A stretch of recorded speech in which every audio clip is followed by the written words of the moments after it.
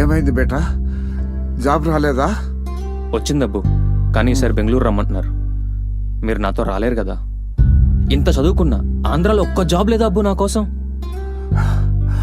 Yeah అల్లా. నమస్కారం అండి. నమస్కారం, చెప్పండి. మా అబ్బాయి జాబ్ గురించి. సార్, నేను JNTUKలో బీటెక్ 86% పాస్ అయ్యాను. ఆంధ్ర యూనివర్సిటీలో మాస్టర్స్ 90% ఫినిష్ చేశాను సార్. అవన్నీ కాదమ్మా, నూడిల్స్ వండవచ్చా? నూడిల్సా? పోనీ అంటలు తోడవచ్చా? అదే డిష్ వాష్. అది కూడా కాదంటే వాలంటీర్గా చేస్తావేటి? నేను మాట్లాడుతుంది IT జాబ్స్ గురించి. అదే సార్, చదువు తగ్గ ఉద్యోగాలు లేక కుటుంబాలను వదిలి పక్క రాష్ట్రాలకు వెళ్తున్నారు కదా, దాని గురించి.